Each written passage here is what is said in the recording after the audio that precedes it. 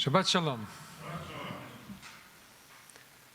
One day, when Rabbi Elimelech was talking with his Hasidim, story says, he told them about a man in their town who had a vision of the prophet Elijah. One of the Hasidim expressed surprise that this could be, this person, a Shmendrik. Since we know that even a great rabbi like Ibn Ezra, the medieval sage, who surely had a soul that was so much loftier than this person, had, according to his own words, never had a vision of the prophet Elijah. And so Rabbi Elimelech said, what you say is true, and yet it is as I have said. So then Rabbi Elimelech went on to explain his words, and he says, well, you know that after the prophet Elijah died, he became the angel of the covenant who comes to every bris, as we know, and to the Passover Seder as well. And how does he do this? How does he come to every single bris, since there's so many brises at the same time every day all around the world? And he says, well, it's not exactly that he comes, but that when Elijah, in the defining moment of his story in our scriptures, faces down all of the priests of Baal, and finally all the Jewish people turn back to God and they say the name of the one true God, that created a connection between all of the Jewish people and Elijah. And so whenever a child is brought into the covenant, whenever a child has a bris or in a naming ceremony, a little part of that soul of Elijah is in every single one of them and in every single one of us whenever we become part of a Jewish people. And it is a big part or a little part according to that child or that adult and according to their spiritual root of their being. And so if this child develops in their own way throughout their lives that little spark of Elijah within to the fullest, then at some point during their life they'll have a vision of Elijah. And this man, whom you call a Shmendrik, he made manifest in his good deeds and his good works in the world, in his own small way, that small part of the prophet Elijah that was within him. While the great medieval sage Ibn Ezra did not have the strength to perfect a large part of Elijah that was within his soul, and so he never received that vision.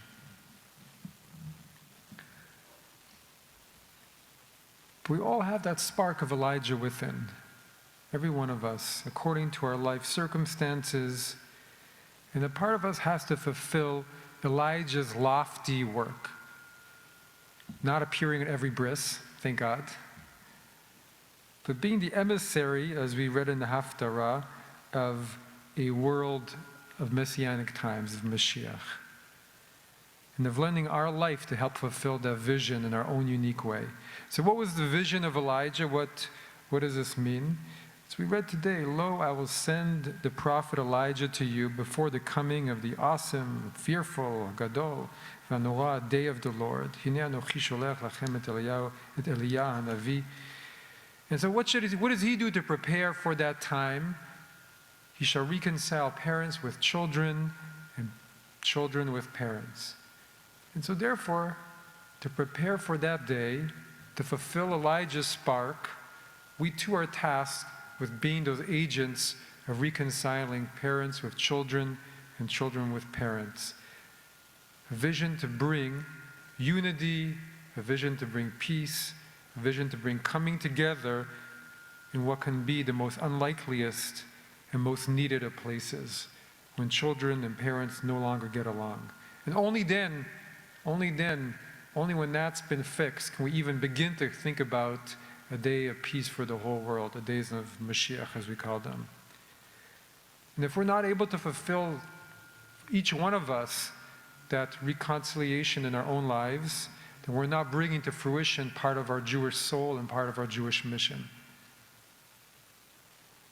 So what does it mean to reconcile parents and children and parents? Well, not always the case, but can be the example of the most harsh of tensions of generations, when the gaps in understanding that develop because of such different lived experiences, different generations, And despite all that was shared, despite living under the same house for all those years, despite being of the same blood, despite all of the connections that they have, those tragic misunderstandings that we all hear about and see or experience, to cloud the good feelings and take away that unity.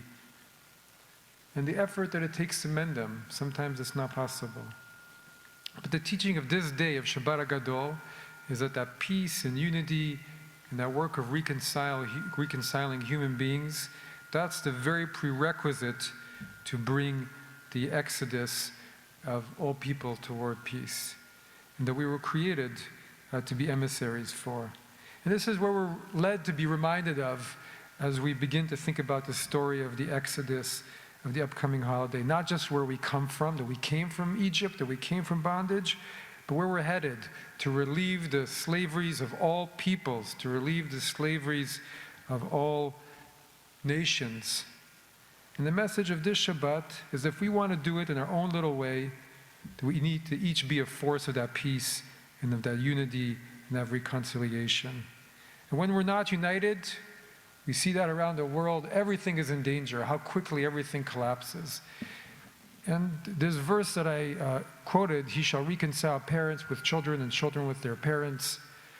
We don't often read the second half of that sentence. So that when I come, I do not strike the whole land with utter destruction. We know when there's no unity, it leads to destruction. And the children of Israel, well, they were united when they left Egypt. They weren't united during the 40 years always, but when they left Egypt, they were united. And that allowed them to cross the Red Sea united, and that allowed them to encamp before Sinai as one heart and one people, one person, as Rashi says. And it led them to receiving the mission that we still carry to this day. And so on one hand, the message of the Haftarah and of the Shabbat is to find unity and peace, is that we need to find leaders that embody some of that vision of Elijah, that are like Elijah in that sense, like Elijah. And we need leaders whose thought is on the unity of their people and of humanity, and who strive to bring that together as best they can and not to divide, who even though it appears futile, they strive as much as they can to bring that unity, to bring people together. And even in those greatest of tensions between people who have completely different understandings of the world, they still do not tire of reconciling. And so Elijah, well, he has many aspects to his life, but he fought for the unity of the people. He fought to bring them together against hundreds of the idolatrous priests on Mount Carmel. And he also not only brought them together, but he had the ability to steer them towards a common goal and to accept God together in the story as he defeats all the priests of Baal, of Asherah. The people realign themselves, and he leads the people in worshiping God, and they prostrate and they proclaim Adonai hu Elohim, Adonai hu Elohim, Adonai is God, as we say at the end of Yom Kippur. And a leader like that, we know, is priceless and so hard to find, and is even when we might not always agree with all their policies, but when we have a leader like that, we know that we have a powerful person to lead us as a community, as a nation, as a world. And the work of Elijah is also incumbent on all of us as individuals. That each one of us are challenged to strive to bring some of that peace and unity and to be an agent of reconciling, whether in our own families or as well be an agent to reconciling people outside of our family. And every time we do that, every time we push to heal, to mend, to bring people together, to see that there's more in common between us and that separates us, then we are fulfilling a little bit of that spark of Elijah within. And just as the Talmud says in one of its passages that it's so important to our tradition, that every time you say a word that hurts a person or divides, it's as if you were killing them and therefore destroying the whole world. Or every time you say a word then that helps a person, that raises a person, that unites, we can say it's as if saving all of humanity. And this is what is so needed at this moment, peacemakers, emissaries of Elijah, for our world, for the Jewish people, for Israel certainly. That reconciliation, that unity amongst our Jewish brothers and sisters of generations and rifts and differences and experiences and understanding, and for all of humanity. And how our world so deeply needs those acts, true, sincere reconciliation, not out of fear, not out of weakness, but bridging and bringing people together and knowing that without that unity, nothing else is possible. And therefore, as we enter Pesach, we are each called to remember that we have that spark of Elijah to fulfill within our own beings. And that Elijah is at the center of our tradition, coming to moments of birth, coming to our Seder, to teach us also that we ourselves cannot be truly free until we fulfill the Elijah vision. Even us Shmendriks too, we can also have that vision of Elijah. We know we can fulfill in our own little way, in our own lives.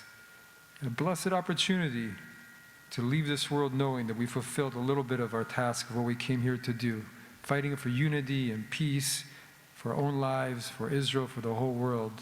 And that Elijah appeared to us, however we understand that, because our hearts were open and gracious, because our minds and wills were devoted, and our arms and hands and feet were powered with divine love to reconcile, to open the window to the freedom that we hope to bring for all.